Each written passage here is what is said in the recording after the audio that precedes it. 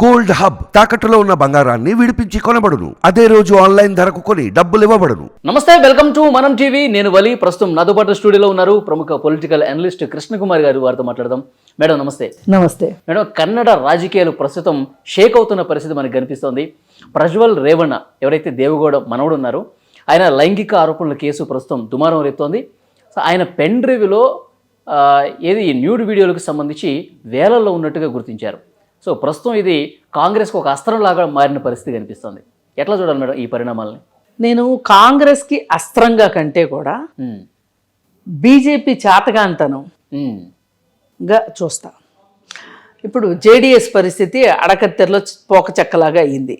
కానీ BJP party ఎంత నిస్సహాయ పరిస్థితిలో ఉందో, కేంద్రంలో అధికారంలోకి రావటం కోసం ఎంత చెత్తాచెదారాన్ని నెత్తిన పెట్టుకుని మోయాలనుకుంటుందో, అసలు వాళ్ళే ఒక పెద్ద చెత్త, ఆ చెత్త ఇంకొక చెత్తను మోస్తున్నట్లు ఉంది తప్పితే వేరేగా లేదు.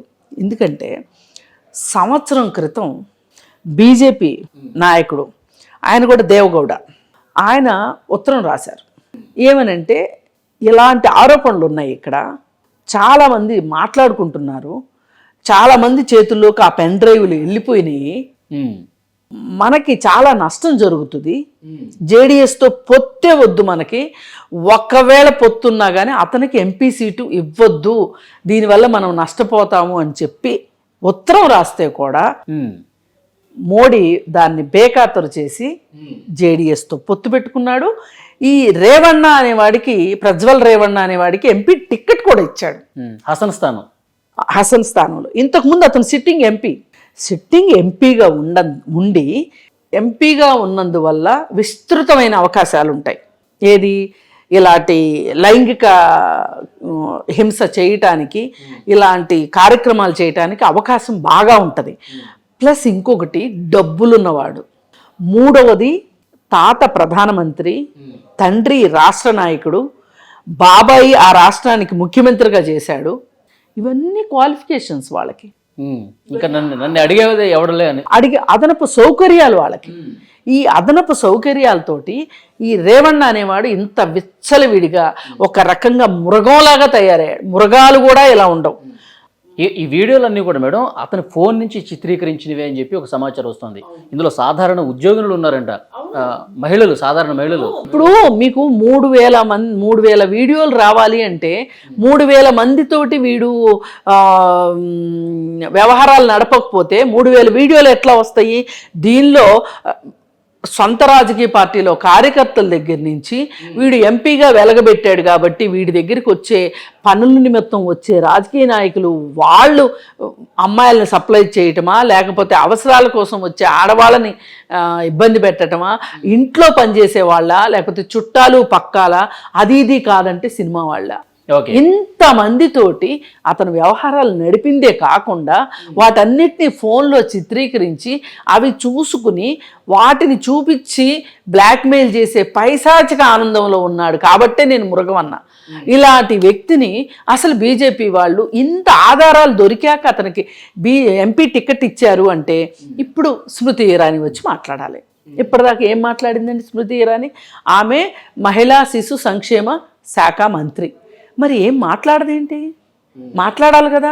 మీరు ఉన్నావును కొట్టేశారు, హత్రాసును కొట్టేశారు, మణిపూరు ఘటనలో మీరు మాట్లాడలేదు, మీరు ఇన్ని ఇంకా చాలా ఉన్నాయి లెక్క చెప్పాలి అంటే. మరి అవన్నీ ఒక ఎత్తు అయిపోయింది వాళ్ళ. ఇప్పుడు ఇది ఒక ఎత్తు అయిపోయింది. మీకు ఆధారాలు ఉండి మీరు పట్టుకోలేదు, అలాంటి వాళ్ళతోటి మీరు ఎందుకు పొత్తు పెట్టుకున్నారు అంటే ఇవాళ తెలిసేది ఒకటే, మీకు ఓడిపోతున్నాము అని తెలిసింది. అందుకే ఓడిపోతాం కాబట్టి ప్రతి రాష్ట్రానికి ఒక ప్రణాళికాబద్ధంగా ఎవరితోటి మనం అవగాహనకి వెళ్తే మనం గెలుస్తాము అనే ఒక ఉద్దేశంతో పూర్తిగా రాజకీయాలు, అధికారమే లక్ష్యం. ఇలాంటి మనిషికి, మోడీకి, కాంగ్రెస్ పార్టీ అధికారంలోకి వస్తే మీ ఆస్తులు లాక్కుని ముస్లింలకు ఇస్తుందని చెప్పటము, ఆఖరికి మీ తాళిబొట్లు కూడా లాక్కుంటారు అని చెప్పిన మోడీకి ఈ 3,000 మంది మహిళల తాళిబొట్లు కనిపించట్లేదా? అది మళ్ళీ ఇక్కడ ఇంకొకటి కావాల్సిందే, ఈయన నేను హిందూ రక్షకుణ్ణి అని మతం దుప్పటి కప్పుకుంటున్నాడు కదా, ఆ దుప్పట్లో దాక్కోవాలని చూస్తున్నాడు కదా. మరి అలాంటప్పుడు ఈ 3,000 మందిలో అందరూ ముస్లిమ్సే ఉన్నారనుకుంటున్నాడు ఈయన. ఏమన్నా పొరపాటున వాళ్ళకి జరగాల్సింది జరిగిందిలే.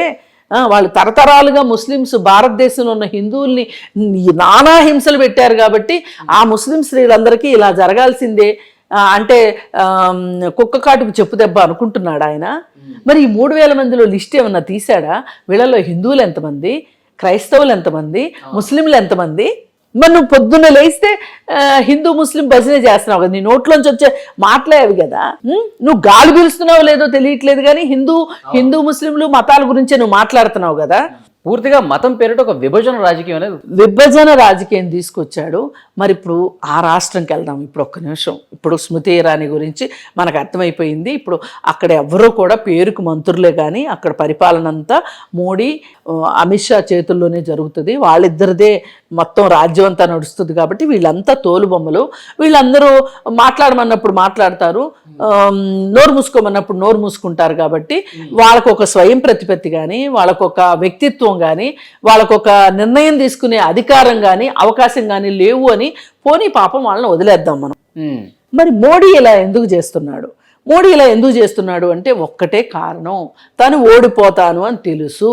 అందుకే ఎవరితో మనం కలిసి ఉంటే 4 ఎంపీ సీట్లు వస్తాయి అనే ఉద్దేశంతో వాళ్ళతోటల్లా పొత్తులు పెట్టుకొని. ఇప్పుడు రాష్ట్ర బీజేపీ నాయకత్వం ముందే తెలుసు, వాళ్ళకి లెటర్ కూడా రాశారు, కనీసం స్పందించకుండా దాని మీద రాజకీయం కోసమే కదా. పోనీ మీరు జేడీఎస్తో ముందు నుంచి పొత్తులో ఉన్నారు కాబట్టి జేడీఎస్ తోటి మీరు పొత్తులో ఉండండి.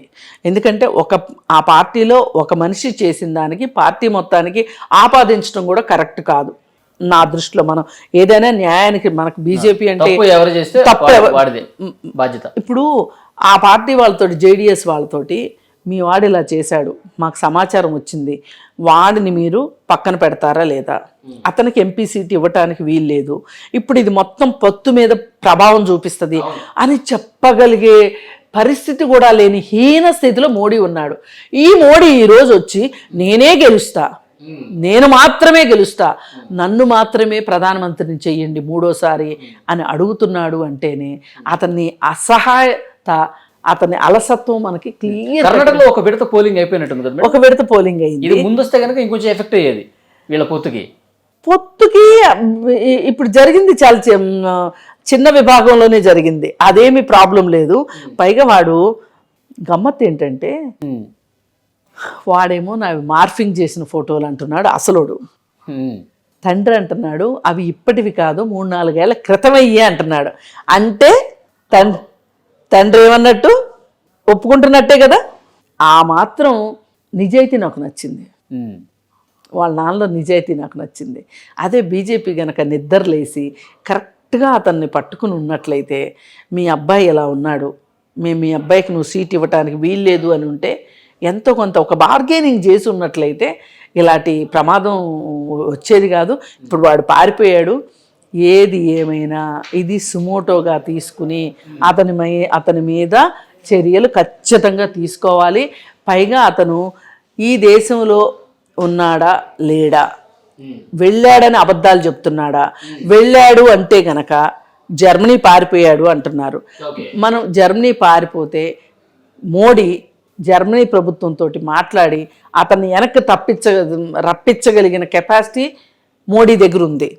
కానీ మోడీ చెయ్యడు. నేను ఇప్పుడే చెప్తున్నా. ఎందుకంటే ఈ దేశంలో ఆర్థిక నేరగాళ్ళని దగ్గరుండి పాస్పోర్ట్లు ఇచ్చి ఫ్లైట్ ఎక్కించినోడే మోడీ అయినప్పుడు, నీరవ్ మోడీ, విజయ్ మాల్యా ఇట్లాంటి వాళ్ళకి మీరు చక్కగా లండన్లో రెస్ట్ తీసుకోండి, విలాసవంతంగా బతకండి, ఇండియా అయితే ఏంటి లండన్ అయితే ఏంటి, మీరు మీ రాజభోగాలు అనుభవించడానికి అని వాళ్ళ ఫ్లైట్ వాళ్ళని వెనక్కి రప్పించాలన్న చిత్తశుద్ధి ఉంటే కనుక ఎంతసేపు అసలు కాదండి. వెళ్ళాక రప్పించటం అనేది కొంచెం కష్టమైన పని. వెళ్లకుండా చేయగలిగిన తెలివితేటలు నీ దగ్గర ఉంది కదా, మంత్రాంగం యంత్రాంగం ఉంది కదా, ఎందుకు చేయలా? గ్రీన్ కార్పెట్ వేసి పంపించారు. గ్రీన్ కార్పెట్ వేసి అసలు ఫ్లైట్ దగ్గర నుంచి బొకే ఇచ్చి మరీ పంపించాడు మోడీ. అలాంటి వాడి దగ్గర నుంచి మనము ఇలాంటివి ఎక్స్పెక్ట్ చేయటం అనేది నీతి బీరకాయలు నెయ్యి లాంటిది. ఏదో సామెత ఉంది కదా, తిమిరి ఇసుకను తైలంబు రప్పించవచ్చు, మూర్ఖుడి మనసును మార్చలేము అని. ఈ మూర్ఖుడైన మోడీ మనసును మనం మార్చలేము. ఆయన కేవలం ప్రధానమంత్రి కావాలి అనే ఉద్దేశంతో ఎవరు వచ్చినా సరే, చెత్త వచ్చినా, చెదారం వచ్చినా, నీచులు వచ్చినా, నికృష్టులు వచ్చినా వాళ్ళని నెత్తి మీద పెట్టుకుంటున్నాడు ఇవాళ తన గెలుపు కోసం. ఇప్పుడు నార్త్లో ఎలాగో హవా తగ్గిపోతుంది, కనీసం సౌత్లో అయినా మనం సీట్లు పెంచుకుందాం దాంట్లో భాగంగా అంతే. అందులో భాగంగానే ఇప్పుడు నార్త్ మొత్తం ఆయనకి గుడి వచ్చేసింది. పోలింగ్ పర్సంటేజ్ కూడా తగ్గుతుంది. పోలింగ్ పర్సంటేజ్ గుడి ఎలాగో నువ్వు కట్టేశావు, ఇంక నువ్వు చేసేదేంటి, నీతో మాకు పని ఏంటి, నువ్వు చేయాల్సిందేంటి అని చెప్పి వాళ్ళు ఇంక చాలు బాబు నీ పర్సంటేజ్ తగ్గుతుందంటే బీజేపీ కొంచెం వ్యతిరేక పవనాలు వ్యతిరేకమే ఖచ్చితంగా. ఓకే. అయితే ఇక్కడ మనకి ఇవాళ ఉన్న పరిస్థితుల్లో ఇవాళ కాంగ్రెస్ అక్కడ ఈ అంశం మీద, కర్ణాటక అంశం మీద బాగా పోరాడుతుంది కాబట్టి కాంగ్రెస్కి ఇది కలిసి వచ్చే అంశం. ఓకే, కలిసి వచ్చే అంశం కాబట్టి వీళ్ళు ఇంకొక మాట కూడా అనొచ్చు, ఇలాంటి ఆరోపణలే మా పార్టీలో ఎవరి మీదైనా వస్తే మేమైతే తక్షణ చర్యలు తీసుకుని ఉండేవాళ్ళము, అవసరమైతే పొత్తులో భాగంగా ఉన్న పార్టీలను కూడా తీసి అవతల పెట్టేవాళ్ళం, మేము హిమాలయాల్లోంచి అవతలకే విసిరేసేవాళ్ళము అని చెప్తారు కాంగ్రెస్ వాళ్ళైతే. ఎంత కొంత చేస్తారు కూడా. ఇంత దారుణం మట్టుకు అసలు ఈ రోజుకి ఎవ్వరూ మాట్లాడట్లేదు, మొత్తం కుక్కిరి పేరులు అయిపోయారు అంటేనే వాళ్ళు పూర్తి డిఫెన్స్లో, అంటే ఆత్మరక్షణలో పడిపోయిన బీజేపీ. ఈ జేడీఎస్ ఏం చేసిందంటే ఇప్పుడు తాజా వార్త ఏంటి అంటే అతన్ని సస్పెండ్ చేయాలి. ఇప్పుడు ఇంత దుర్మార్గం చేస్తుంటే ఇప్పటిదాకా జేడీఎస్ వాళ్ళకి వాడి గురించి తెలియకనా, ఇప్పుడు అందరికీ తెలిసిపోయింది కాబట్టి ఈ చర్య తీసుకున్నారు. అదే మొక్కనే వంచుంటే ఇప్పుడు మానయ్యేది కాదుగా. ఈలోపు ఎంతమంది ఆడవాళ్ళ ఆవేదన అండి. అసలు 3000 వీడియోలు ఉన్నాయి నీ దగ్గర అంటే, 3000 మందిని చెరబట్టావు నువ్వు అంటే, అసలు నిన్ను ఇలాంటి వాడు ప్రపంచంలో ఉండడండి ఇంకోడు. ఇంత అంటే ఇది ఒక నాకు మాటలు రావట్లే ఇట్లాంటి వాళ్ళని. నేను ఫస్ట్ టైం వింటున్నా, ప్రపంచంలో ఎక్కడా ఇంత దురాగతం లేదు. అంటే సాయం కోసం వచ్చిన ప్రతి మహిళతో ఈ రకమైనటువంటి అరాచకమే చేశాడు. అందుకే ఇతన్ని నిర్భయ కేసు పెడతారా? బహుశా నేను అనుకోవటం 3000 మంది అంటే చిన్నపిల్లలు కూడా ఉండొచ్చు. ఎందుకంటే అధికారం మదం ఆడికి అలా ఉంది, డబ్బు మదం అలా ఉంది కాబట్టి ఎంతమంది చిన్నపిల్లలు నలిగిపోయారో, ఎంత ఆవేదనకు గురవుతున్నారో. ఇప్పుడు ఇంకా అన్నిటికన్నా బాధాకరమైన విషయం ఏంటంటే వీళ్ళల్లో గుట్టుగా కాపురాలు చేసుకుంటున్న మహిళలు కూడా ఉండొచ్చు. మా విషయం బయటకు వస్తే మా కాపురాలు ఏమైపోతాయో అని వాళ్ళు చాలా మంది బయటకు రారు. అసలు మహిళలు రాకపోవటమే ఇట్లాంటి వాళ్ళకి బలం. ఇప్పుడు అనుకోకుండా బయటకు వస్తుంది కదా, అసలు ఆ మహిళలు దీన్ని ఎలా జీర్ణించుకుంటారు, అసలు వాళ్ళు ఎంత బాధపడతారు అనేది ఇవాళ మనం ఇలాంటివన్నీ కూడా చాప కింద నీరులాగా ఉంటాయి.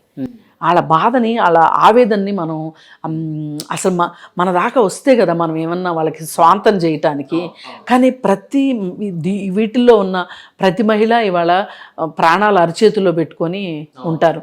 రేపు ఏ ఆకతాయి వాడు బయటకు తీసుకొస్తాడో ఆ వీడియో చూపించి ఇప్పుడు ఎవరికైనా బ్లాక్మెయిల్ చేసే అవకాశం ఉంది కదా. మరి ఇన్ని రకాల నేరాలు చేసిన వాడిని, పైగా ఆ వెనకేసుకొచ్చే తండ్రిని, అలాగే బాబాయిని, వీళ్ళందరినీ ఖచ్చితంగా శిక్షించాలని చెప్పి. మేడం, ఇప్పుడు ఈ సస్పెండ్ తోనే సరిపెడతారా, లేదంటే కనుక పూర్తి సీరియస్ యాక్షన్స్ ఏమైనా తీసుకునే అవకాశం ఉందా? ఇప్పుడు పూర్తిగా రాజకీయ ప్రేరితంగా ఉంది. ఇప్పుడు అక్కడే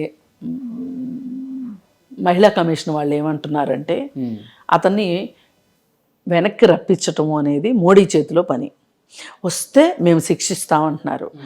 కర్ణాటక గురించి నేను ఇంకోటి చెప్పగలను. దేశం మొత్తం మీద మహిళల చట్టాలకు సంబంధించి అగ్రస్థానంలో ఉంది కర్ణాటక.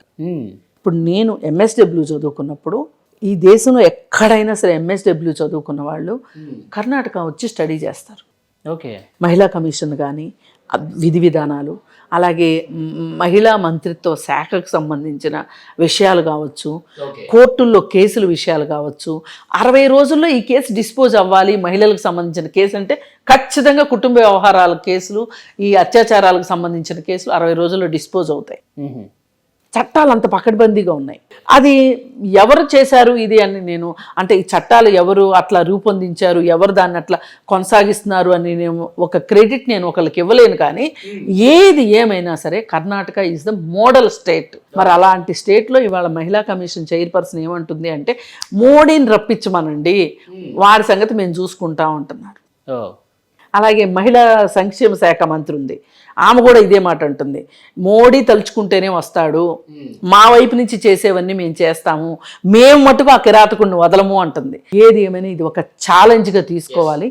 తీసుకొని అసలు ఇంత ఆరోపణలు ఉన్నవాడికి సీట్ ఇచ్చే దౌర్భాగ్యం మోడీకి ఏంటి? ఇలాంటి కన్న కొడుకుని రాజకీయాల్లో ఉంచి రాజకీయాలను ఇంత కలుషితం చేయాల్సిన దౌర్భాగ్యం దేవగౌడ కొడుకుకేంటి? ఇవన్నీ చూస్తూ ప్రేక్షక పాత్ర వహిస్తున్న కుమారస్వామి సంగతి ఏంటి తేలాల్సిన అవసరం ఉంది. చూద్దాం మేడం, భవిష్యత్ పరిణామాలు ఎంత సీరియస్గా యాక్షన్స్ ముందుకెళ్తాయనే చూద్దాం. Thank you very much. Thank you.